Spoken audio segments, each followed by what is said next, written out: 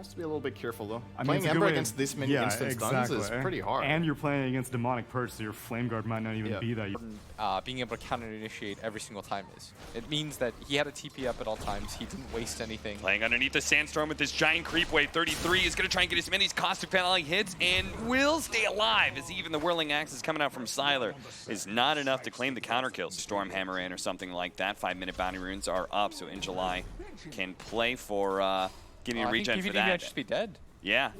The Ion Shell on him. It's either there is going to be a Stormhammer, or Ace thought about throwing at the Stormhammer. He could have tried to get it out there and see if Peter could get the distance away from that Ion Shell, but not the case here. Sox actually stealing away in July's bounty rune back over to bottom lane where 33, because we have Sox at top getting the bounty runes, 33 has been left alone, and they're trying to take advantage of that, but once again, they just fail. So close, and yet so far away. Back over to top lane where ASD is going to make his first rotation. And nice little tree plant there from Soxa, but honestly, I don't know where you were going to go from there. Even eats the tree out of spite at rotations out. He does have his own dust. Love it when cores do that, and it's going to result in probably a kill on 33. He's going to Bro Strike through the two of them, go for the epicenter. Now, ASD is low enough. He has to play back. They're going to try and still burst in 33. They will be able to get that kill. Fada with the rotating Shinover. With Soxa getting in the shackles, they will be able to kill that Ember Spirit as well. So 33 defends the tower and manages to get him a lot of solo experience, and now he's level 7 after using the Tome. They're going to go in with the Ion Shell, try and burn Fada out a little bit before he realizes it. Now make the jump with the Spike Carapace off of that great flat cannon. That was a beautiful setup from Sirius. That will result in at least one kill here. Soxa, he's able to fly into the trees. If he gets over this little bit, he crashes down to earth. He's going to knock some of the trees down, but he may still be surrounded. They're going to have to cut through another round of trees, and Ace will do it with his Quelling Blade. Finds Firefly, but that was long enough. That was long enough, certainly, for In July to be able to come in and defend, especially if ASD is going to go for the fast kill onto 33. Not so fast, though, and 33 will be able to get off the epicenter, doing a lot of damage now. The burst strike on ASD is almost bridged down, and there it is. Ether Shock from Soxa will be able to get the kill. Tianming going to get some damage from Ace on Fada, but the Warcry protects against most of it. Tianming has another Spike Carapace up in 1 second time, as well as the Sig charges and the Cold Embrace. Forgot about that one as well, but it looks like now both supports are going to die. 33 managed to catch Firefly with the epicenter, and Nyx Assassin was just a sitting duck. You saw Roshan almost take back Sirius. You don't want the status quo to continue, and that's why Ace is up here. He's going to front line. On Ace, but the long-range Hex caught ASD by surprise. A great Winter's Curse, as well as the Cold Embrace, may be able to save ASD here, as he's going to be able to slide immediately afterwards, try and jump away to the Remnant, but he's slowed down by the Purge. He runs straight into Fada, has another Remnant up. Fada's almost dead, but he gets away from the Ion Shell. Sylar, now Sylar's being controlled. Soxa has gotten like 15 seconds of disable in this fight alone. Peter going for the D ward is going to be caught. Managed to disrupt himself, dodging the impale now. Is very likely to die, but maybe because of the Purge going out, they might be able to get some sort of turnaround as he threw it onto ASD and they caught him again with the Hex coming out from Soxa. This Ether Lens is making the Ember Spirit's life total hell. I can't imagine these trades are worth it either. It's 33. Yeah, they're going to be able to catch Tianming as well. 33 cuts him off. Managed to catch him here. Now, Tianming can't actually go for this because no one followed him up, but also because of the fact that Fada has BKB. He's going to try and turn around some of the damage with the Spike Carapace, but with the BKB of Fada staying on top of this, Nyx Assassin, he's going to be in big-time trouble. But top lane, there's going to be a pretty important kill. They can get this on 33, which he's ensnared up by Sylar. 33 apologizes. Yeah, they want to take this fight. The homing missile's going to come in, but he's still slowed down. Can't actually catch up to 33. And he's got Blink Dagger, Eul Scepter, as well as Burrow Strike. I'm not sure what Sylar thinks he's going to be able to do here, but now they've overextended themselves. ASD, he's just food for Soxa every single time. Cold Embrace Firefly, he's dead. Troll's going to be run down. What? Does have the ulti, and he's going to pop it. Try to turn and fight. They do have the Winter's Curse. Maybe that can save Sylar here. The Eul Scepter actually going down. Might actually kill him. Almost. 33 doesn't quite hit the Burrow Strike, and now the Magic Wand. Sylar will manage to kill the Sand King, but being run down by the Gyrocopter. Fada gets him. And without Sylar around, that just means these supports are food. What in the world was the thought process for that? I'm not entirely sure, and now In July might even die here as he's trying his best to juke. They know which way he decided to go. They've got Blank on Soxa too, so they're going to be able to catch him. One more stack of poison. Doesn't quite have the mana for it, but should still be more than enough damage here.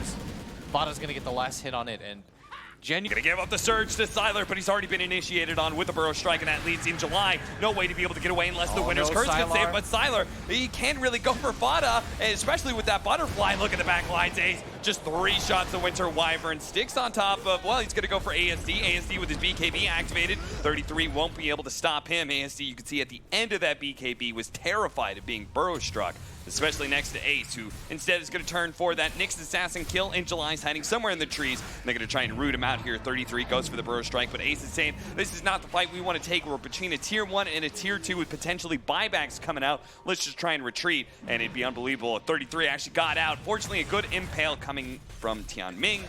Does guess where 33 is and guesses correctly. They have to rush on right now. Running over real fast, Fada. He's just going to run over, drop the call down, get some vision inside the pit. Sylar actually getting bashed up. Oh no, and now he's been Burrow Struck as well. The Hex is going out. They need to save him. There's the Cold Embrace, but there's already so much magic, and then Sylar's actually going to die under the Cold Embrace. ASD, he's been purged up. He's trying to kill Zoxa right now. Can't actually commit for it. Jumps to the other side, but that's where 33 is to be able to get the Burrow Strike. Now the homing missile is on its way. He has to dodge it with his Light of Fizz. He doesn't, though. He turns around, doesn't actually get in time. What? He actually ignores ASD to go for the Winter Wyvern instead. He feels like that's the hero to worry about. And sure, they're going to pop the Glyph. Not backing up whatsoever. Long-range Hex, leading things off onto Sylar.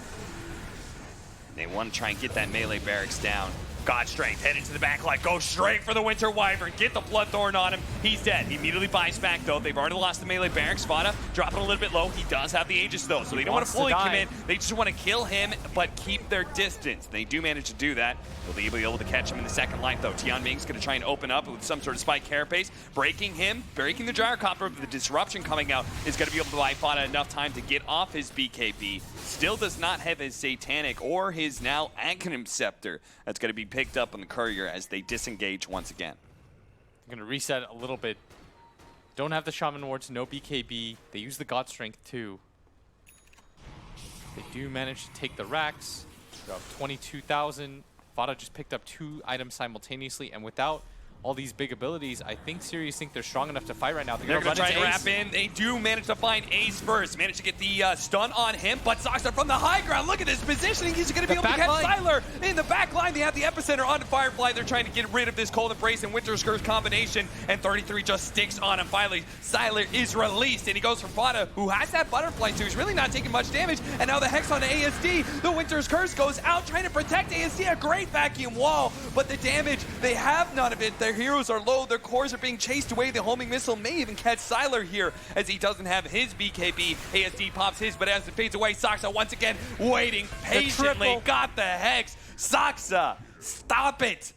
You gotta stop it. He just knocked Sirius out of this tournament, securing their slot to the major.